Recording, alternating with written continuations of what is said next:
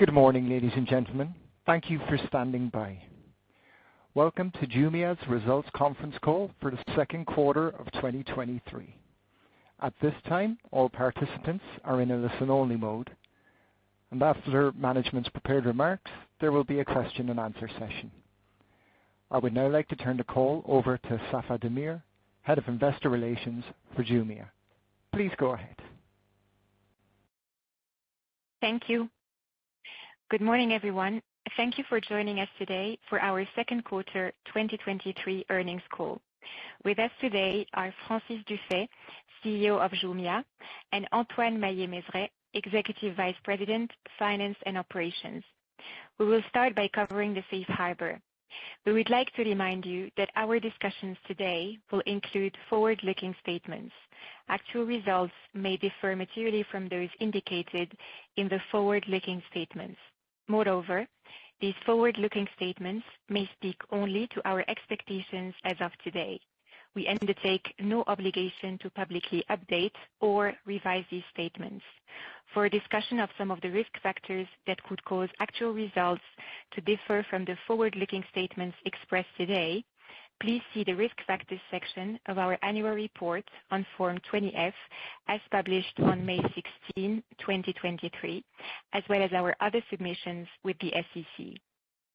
In addition, on this call, we will refer to certain financial measures not reported in accordance with IFRS.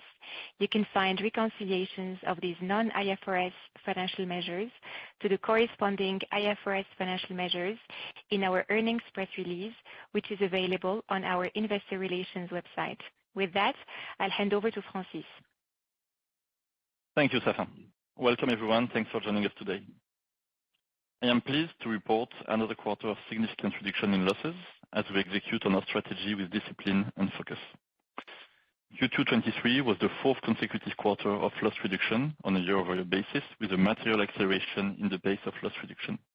In Q2 '23, we cut both adjusted EBITDA and operating losses by 2/3, reaching the lowest levels in over 4 years. This was achieved thanks to significant savings across the full cost structure. We cut our operating expenses by almost half in Q2 '23 compared to Q2 '22. We are reaching record levels of efficiency, particularly in fulfillment and sales and advertising expenses, while improving our customer value proposition. And that's a very important point. We are not driving cost savings at the expense of our standards of operation. We are operating more efficiently with a leaner cost structure, while improving the quality of our supply, expanding our logistics reach, and providing our customers and sellers with a better value proposition overall. Having successfully right-sized our cost base, our top priority is now growth. And here, we are taking no shortcuts to drive growth. We are doing the heavy lifting on fundamentals to build what we believe to be a sustainable foundation for long-term profitable growth at Jumia. We are now in the middle of this transition, with the added complexity of a very challenging macro environment, which is heavily affecting usage performance. Let's now review the details of usage in Q2 '23. Quarterly active consumers, orders, and GMV declined by 28%, 37%, and 25% year-over-year, respectively. This was driven by a combination of factors. First, as I already mentioned, the macro environment remains extremely challenging.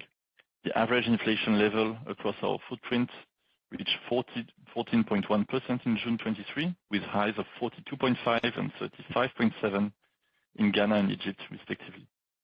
In Nigeria, our largest market, inflation reached an 18-year high in June at 22.8%. This is affecting consumer spending power and overall sentiment. And it's also restricting sellers' ability to source goods, since there continue to be very severe restrictions on imports in many countries. The second driver of usage performance is internal. We continue to recalibrate our product and service portfolio, moving away from the most unprofitable categories with limited consumer lifetime value. This is currently impacting growth, but is the right thing to do to set the business on what we believe to be a solid foundation for growth. The most heavily affected categories were grocery and JumiaPay app services. We have now suspended our first-party grocery offering in most countries, and we have de-emphasized the most promotionally intensive services on the JumiaPay app. JumiaPay app services, combined with the FMCG category, which includes grocery products, accounted for 45% of the volume decline this quarter and 31% of the GMV decrease. In contrast, we are very encouraged by the early signs of growth in some of the priority categories, such as appliance, where our efforts to rebuild supply are starting to pay off. The third driver of usage performance, specific to GMV, is foreign exchange. FX was a significant headwind and contributed to 14 points to the 25% GMV decrease in Q2 23. 9 out of 10 local currencies depreciated against the dollar in H1 23 compared to the same period last year. With respect to the Nigerian naira, the effects of the liberalization of the FX regime mid-June led the naira to drop by over 60% against the US dollar in June. Clearly, there are lots of moving pieces on the usage front, which are adversely affecting our performance for now. However, we remain confident that we have the right strategy to drive long-term profitable growth for our business. I will not spend too much time on the details of our growth strategy. We have gone through that at length in our prior earnings call. I will briefly remind you of the key levers anyway. 1, supply. We are focused on improving the quality and depth of supply on our platform, focusing on the core categories, and these are phones, electronics, home and living, along with fashion and beauty. 2, we are working on penetrating our addressable markets more effectively.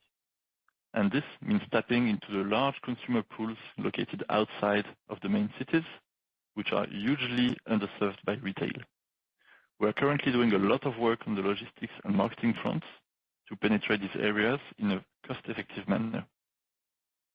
Third, we are enhancing our UI and UX to make our platform easier and more intuitive to use.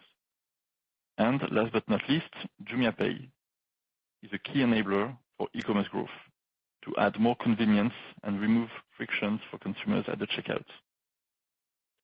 A good example of that is JumiaPay on delivery, which we are rolling out in a number of countries to further reduce the use of cash. So these are very structural improvements on our platform, not hacks to drive quick growth. So we expect these efforts to pay out over time.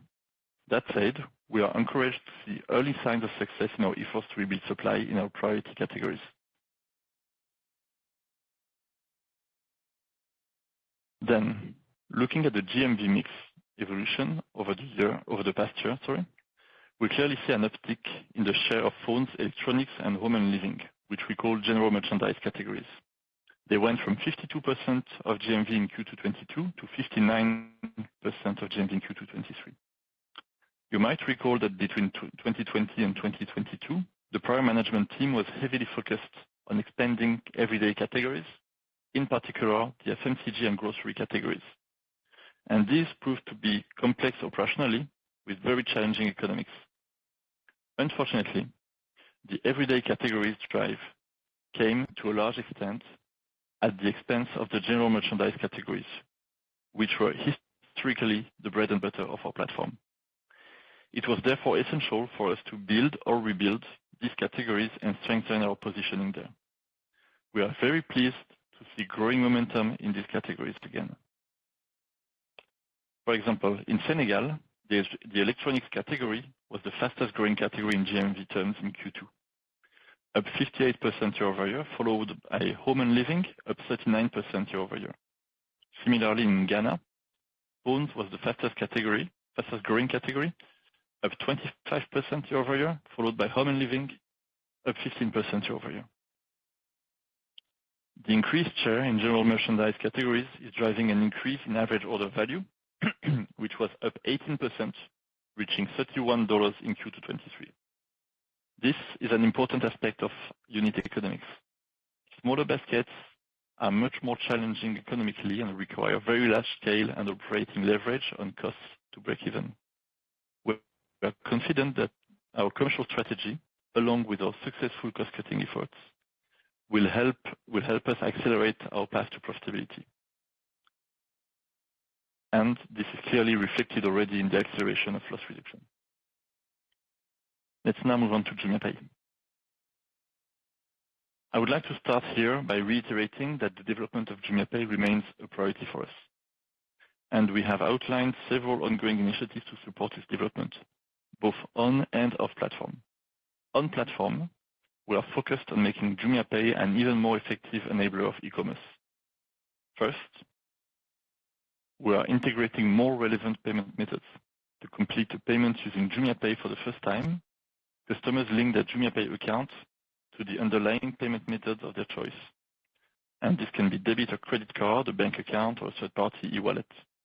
We are in the process of expanding the range of payment methods that can be linked to a JumiaPay account to support JumiaPay adoption. Second, we are rolling out JumiaPay on delivery. This new feature allows customers to pay digitally upon delivery of their order through a payment link or a QR code, thus reducing the need for cash. After a successful initial pilot in Kenya and Nigeria in Q1, we are now deploying JumiaPay on delivery in Morocco, Ghana, and Uganda. While we are in the early days of the product rollout, the initial results are encouraging. In Kenya, a third of postpaid transactions in Q2 23 were completed using JumiaPay, compared to 20% in March 23. Third, we are developing buy now, pay later solutions in partnership with third-party partners to support purchases on our platform. Through JumiaPay, our customers can access consumer finance options offered by third-party partners who are responsible for credit underwriting and loan disbursements. And last but not least, we intend to be very disciplined in terms of initiatives that we pursue. We are focusing on what brings tangible value to our ecosystem while supporting our path to profitability. For instance, we have been rationalizing the digital services offered on the JumiaPay app to focus on the ones that drive healthy repeat purchase behavior while offering attractive economics. As part of that, we have suspended a number of services that were historically promotionally intensive, such as airtime recharge services, vouchers, and many more. This has negatively impacted JumiaPay performance in the first half of 23, and we expect it to continue affecting JumiaPay performance for the rest of the year. Off-platform, we believe that JumiaPay has strong development potential to process payments on behalf of third-party merchants. Here again, we plan to drive off-platform development in a disciplined manner, starting in the countries where we have already obtained the relevant licenses to do so, Nigeria and Egypt. A number of improvements to our own platform solutions are transferable to off-platform, including the buy now, pay later solutions. We are also developing specific products and features to support our off-platform development. For instance, we are developing a white label checkout solution for third-party merchants, allowing them to offer payments under their own brand name on their platforms. Let's now review the performance of JumiaPay in Q2 23 in more detail. In line with our objective of making JumiaPay an even more effective e-commerce enabler, we are significantly increasing the penetration of JumiaPay in both our physical goods and food delivery platforms. Let's start with TPV. TPV was $56.9 million, down 23% year over year and down 6% on a constant currency basis. FX was again a significant headwind to TPV performance, in particular the 76% depreciation of the Egyptian pound versus the dollar. The decline in JumiaPay app TPV accounted for almost 90% of the total TPV decline.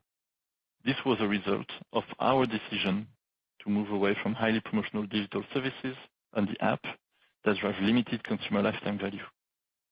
This is in line with the discipline imperative that I outlined earlier, as well as our focus on profitable growth.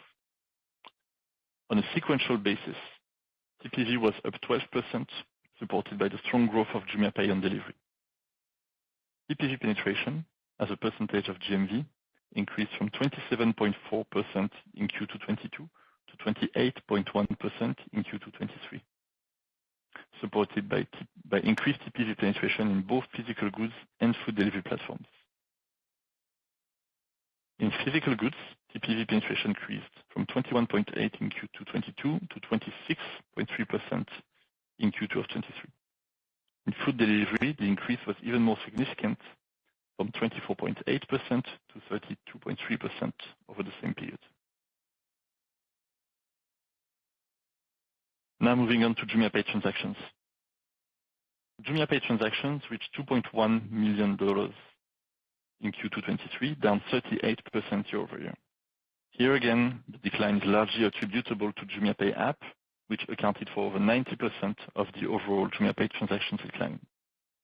Transactions penetration as percentage of orders on both our physical goods and food delivery platforms increased significantly.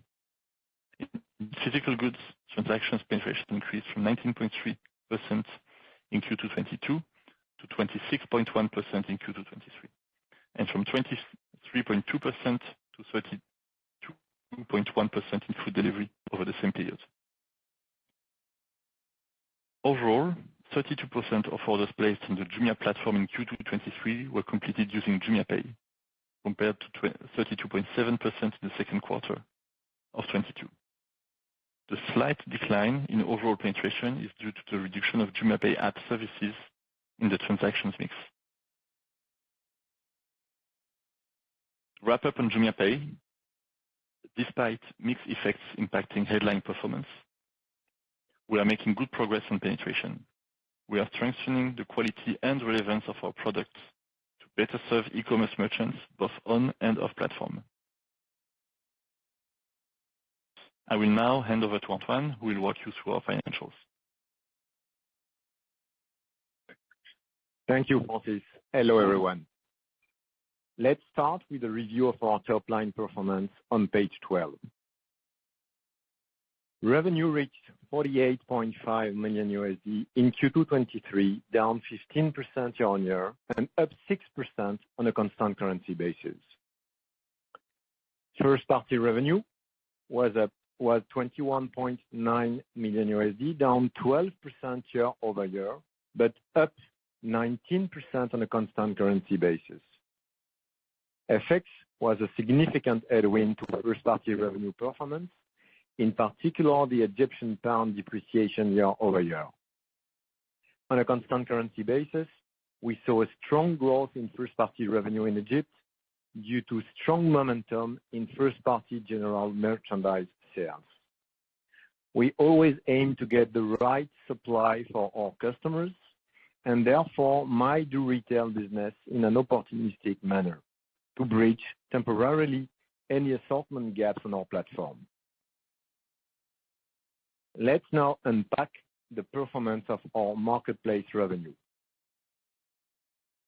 Marketplace revenue reached $26.1 million, down 15% year-over-year and stable on a constant currency basis. Commissions revenue was up 7% year-over-year and 24% on a constant currency basis. This was mostly due to commission take rate increases implemented in mid-2022. Marketing and advertising revenue was down 18% year-over-year, but up 5% on a constant currency basis.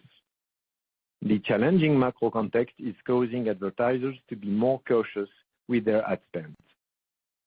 Value-added services revenue, which mainly includes logistics revenue from sellers and fulfillment revenue, which includes shipping fees from consumers, decreased by 36 and 23% year-over-year in parallel with a decline in volumes.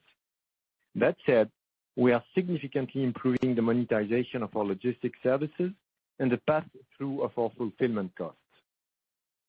The ratio of the sum of fulfillment and value-added services revenue over fulfillment expense increased from 56% in Q2 22 to a record high of 80% in Q2 23. This supports our unit economics and helps reduce our losses. Gross profit reached $26 million in Q2 23, down 13% year-over-year and up 2% on a constant currency basis. Commission take rate increases drove an expansion in gross profit margin, which went from 11% in Q2 22 to 12.9% in Q2 23. Let's now move to cost, where we have been making very significant progress. Fulfillment expense reached $13.7 million, down 50% year-on-year and 42% on a constant currency basis, in parallel with the decline in orders. Importantly, we are reaching record levels of logistics efficiency. Fulfillment expense per order, excluding JumiaPay app orders, which do not incur logistics costs, decreased by 30% from $3.2 in Q2 22 to 2.2 in Q2 23. As a percentage of GMV, fulfillment expense improved from 10.2% to 6.8%. This is a very important transformation of our logistics economics and reflects the success of the initiatives we have been working on across our logistics chain. These include a higher share of pickup station deliveries, which increased from 33% of shipped physical goods orders in Q2 22 to 42% in Q2 23. We are strategically expanding our pickup station network to penetrate under-tapped areas of the market in a cost-effective manner. We have also been optimizing our footprint and logistics routes, improving warehousing staff productivity, reducing packaging costs, along with many other initiatives. Sales and advertising expense reached $5.8 million, down 74% year-on-year and 71% on a constant currency basis, as we continue to bring more discipline to our marketing investments. We see a clear improvement in our marketing efficiency ratio, with sales and advertising expense per order decreasing by 59% from 2.2 in Q2 22 to 0.9 in Q2 23. As a percentage of GMV, sales and advertising expense reached 2.9% in Q2 23, which is more than 5 percentage points improvement year-on-year. I want to stress here that while we are reducing our marketing budgets, we remain committed to driving the profitable long-term growth of Jumia. We believe that the primary driver to unlock demand at this stage is not marketing spend, but rather a fundamental enhancement of selection, price, and convenience. Our priority today is on improving these fundamentals with a particular focus on capturing deeper and higher quality supply. Moving on to technology and G&A costs. Tech and content expense reached $11.1 million, down 22% year-over-year and down 21% on a constant currency basis. While this is a meaningful reduction, we have room to drive further savings as we continue rationalizing our software costs and staff structure. As part of that, we intend to locate an increased share of our developers and tech personnel in Africa, closer to our customers and sellers. Technology is a core part of our DNA, and we remain committed to developing better products and features to improve the experience of all participants on our platform. G&A expense, excluding share-based compensation, reached $17.7 million in Q2 23, down 33% year-over-year and down 20% on a constant currency basis. G&A expense included a $4.1 million beneficial impact from a tax provision release. Excluding the impact of this provision release and share-based compensation, G&A was $21.8 million in Q2 23. The staff cost component of G&A, excluding share-based compensation, decreased by 32% year-over-year due to the organizational changes we have been undertaking.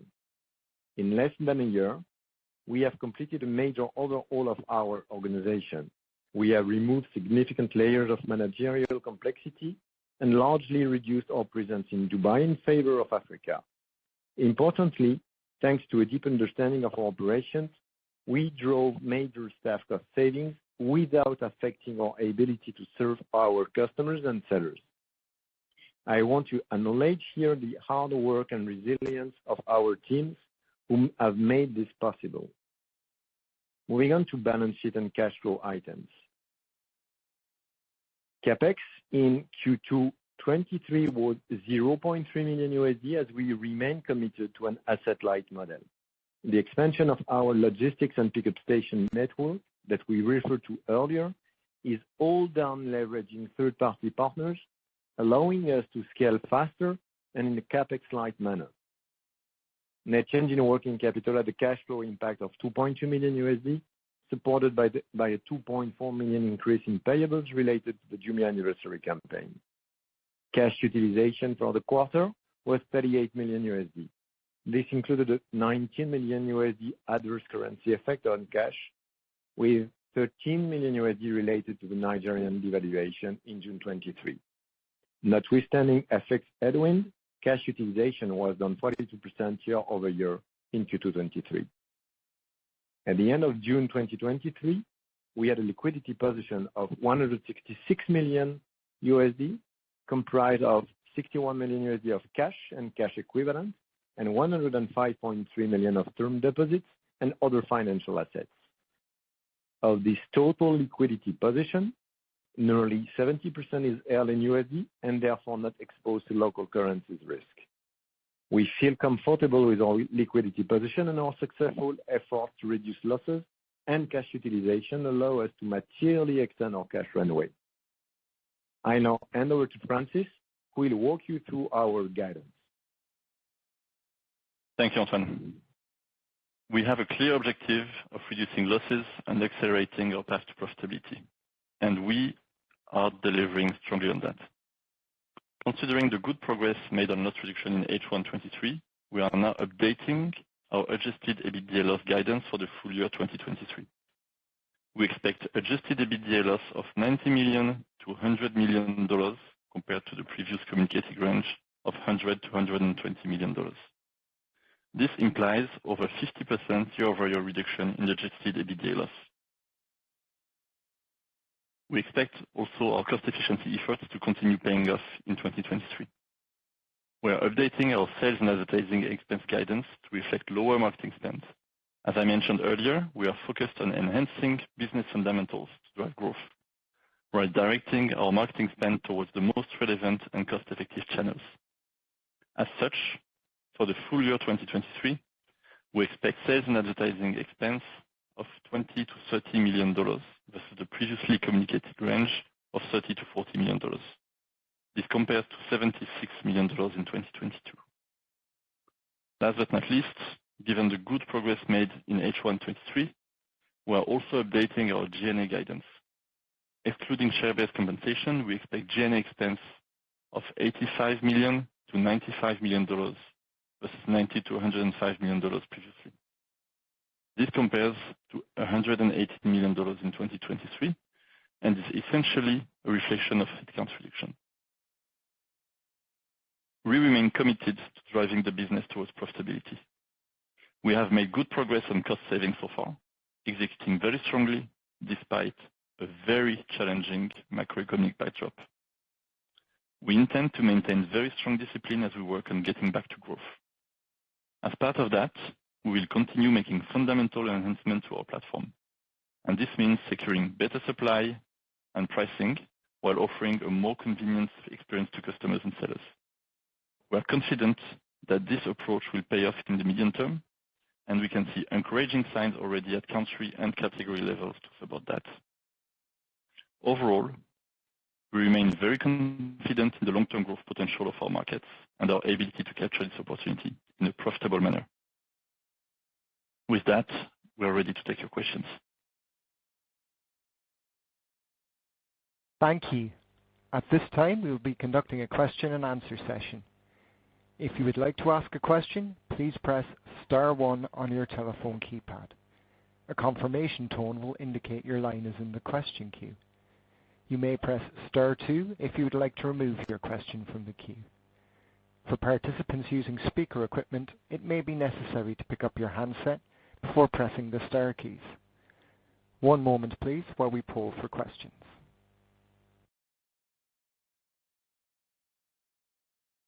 Thank you. Our first question is coming from Luke Holbrook with Morgan Stanley. Your line is live. Good afternoon. Just two questions from me. The first is just on the fact that orders were down 37% in Q2. That worsened from 28% in Q1. So I'm just wondering if you can just comment on where the trends were heading during the quarter and perhaps where the exit rate was for order declines by the end of the quarter, or maybe on post-quarter trends. And the second one is, have you seen merchants pass on kind of the high commission rates that you're now charging them to consumers that have maybe weakened perhaps the end proposition and demand from that side? Thank you very much. Thanks, Luke. So let me take your questions. So on the orders trends first. So there are several things to be taken separately, I would say. A lot of it is due to the very deliberate actions, right?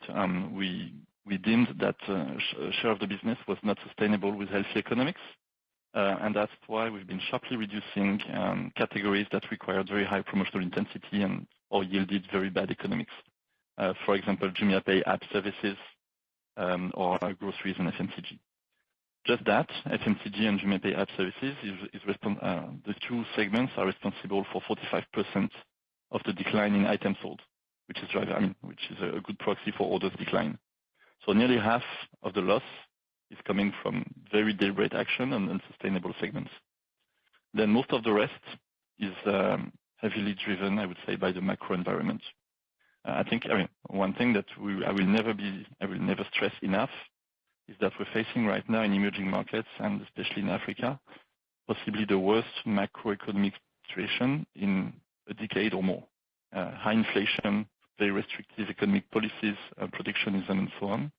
It's heavily, in fact, impacting the supply, the quantity and quality of supply that we can get, and the purchasing power of consumers. So all that is sharply driving the trends in usage, as you can see.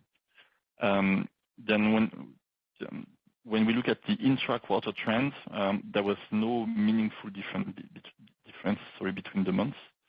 When we look at post-quarter trends, we're starting to see some encouraging signs on volumes in a number of countries starting Q3.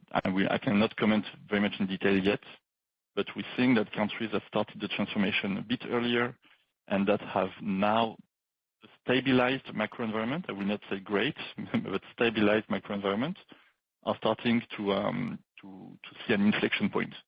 I'm talking, for example, Ivory Coast, Morocco, Senegal, Ghana, Uganda. So this includes quite a few really big markets for us. And these are very encouraging signs, and I'll be happy to comment a bit more on that during the next earnings release in 3 months. Then to your last question on merchants passing on the higher commissions rate to consumers. So we've seen a bit of that in some categories. So it really depends on markets and categories. In some categories, the effect was really neutral. There was no impact on consumer prices. In some other categories, a bit of the pricing of the commissions increase was passed on to consumers. But we tried to do it in a smart way. So the bigger increases were on categories where price competitiveness is a bit less relevant, and where selection and assortment are more relevant than in other categories. So, for example, in categories like home and fashion, we see that consumers give more importance to choice and selection, and vendors were able to pass on a slice, not all of it, but a slice of the commissions increase with no meaningful impact. We still managed to stabilize the volumes in those categories. Okay, thank you very much. I hope that answers your questions. It does, thanks. But basically, this is not the main driver. I mean, this is not a key driver for volumes decrease. Thank you, sir. Our next question is coming from Catherine O'Neill with Citi. Your line is live. Great. Thanks very much. I've got a few questions, actually. Firstly, I just wondered if you could provide a bit more detail on what you're doing around the higher quality and lower price supply that you're talking about as a key driver for the business or key focus at the moment, and where in particular you're seeing those gaps, either geographically or by category, and just sort of how long that process might take. That's the first question. Second, I guess sort of linked to that is, when do you think we should start to see maybe a return to growth again in terms of the number of active customers? Then thirdly, on Jumia Pay, where you were talking about some of the off-platform opportunities, I don't know if you're able to provide a bit more detail on how you think about the size of those opportunities and the sort of revenue streams or revenue models associated with those.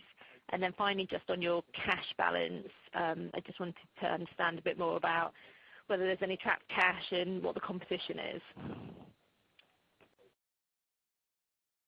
Sorry, I didn't catch the last question, Katie.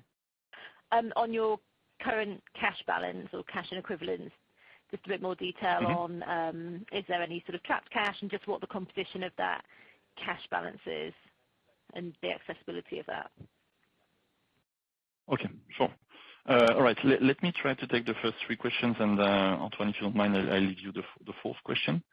So on the concept of improving supply and prices, which is a huge part of our plan to return to growth, let me try to give you more details. Your first sub-question was, where do we have a gap? We had gaps pretty much, I mean, in many places, if I can put it this way. So in most countries and most categories, what happened is that in the past, Jumia relied heavily on stimulating demand, mostly through marketing actions and promotions, while we actually operate in markets where the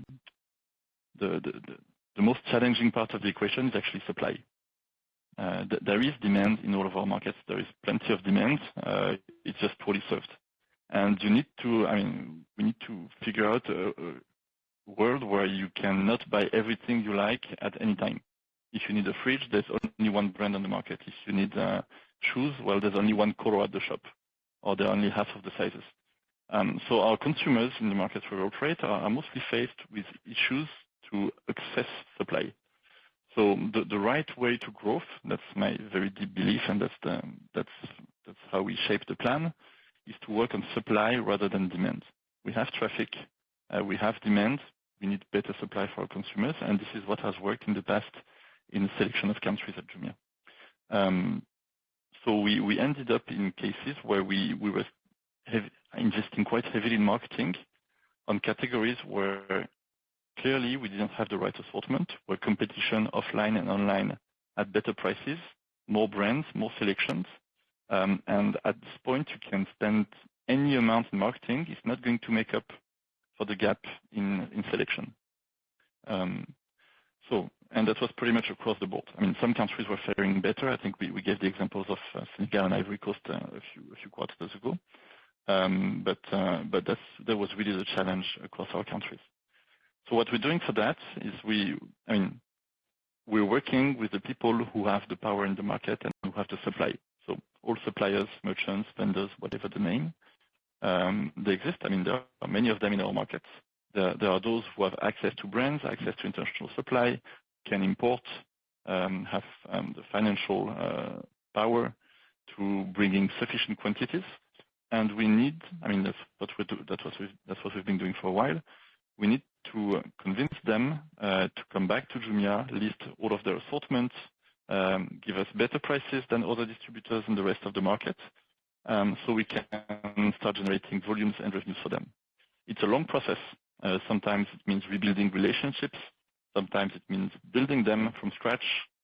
Sometimes it means regrowing accounts that had been with us for a while but were too small, and so on and so forth. It's a lot of personal relationships as well in many of the markets where we operate. History and good and bad history plays a role. So it takes time, but it's definitely the right thing to do. And we see that when relationships are rebuilt and volume starts flowing again, we're off to very, very positive trends. So to your question around payoff time, it's very hard to put a number on that. But what we see, I mean, it takes 6 to 12 months to fully turn around the country, to put it this way, to turn around the customer, the suppliers' relationships, relist everyone, rebuild categories one by one, invest marketing on the right categories, so we rebuild our reputation on those categories, and get the customers coming back, and then get a positive circle of reinforcement with more sales, more supply, and so on. Yeah, but I said 6 to 12 months. So if you do the math, you can understand that a large part of our countries have been in this transformation for more than 6 or 12 months. So we should start seeing the impact at country level already. And this is what I was mentioning. We're starting to see an inflection in many countries.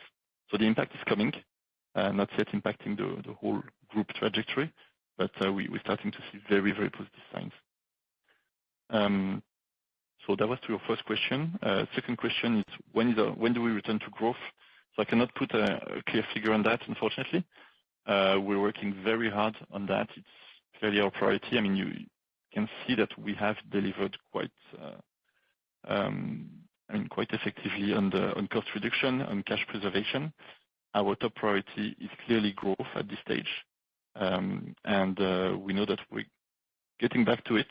It's very hard to tell you whether it's in 1, 2, or 3 quarters. It's very hard to put an exact number on that. Then off-platform revenues for JumiaPay. So what's the size of the opportunity? So it's very hard to size. What we're doing now is that we're improving the product and negotiating with key partners for very selected contracts in a very selective way. So we can prove the concept, have happy customers, and then expand again. So we're not at a stage where we can say exactly how many million or billion dollars is going to generate. We're really focused on proving the added value, the scalability in Nigeria and Egypt specifically. And then to your fourth question, can I leave that to you, Antoine? Yes, but can you please repeat the question, because my line is not very good and it wasn't clear to me. Yeah, no problem. I was just wondering if you could give a bit more detail on the current cash situation in terms of whether there's any trapped cash anywhere and what the composition of yes, the cash okay. balance is. That's clear. Yeah. So you know that we are operating in 11 different jurisdictions, and they all have their own forex regulation. In some of them, it's very easy to repatriate cash. Some of them are a bit more difficult to deal with because the regulation is a bit complex.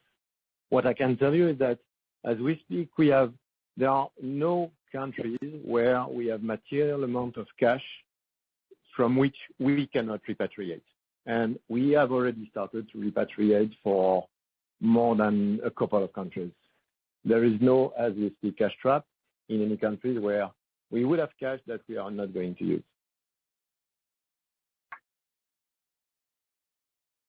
And maybe an additional point, the recent evolution in Nigeria, which is probably a very good move in terms of macro, will help to restore confidence in the forex market and makes it easier to repatriate cash from the country. Great, thank you. Thank you, ladies and gentlemen. At this time, we have reached the end of our question and answer session, and this concludes today's conference. So you may disconnect your lines at this time, and we thank you for your participation.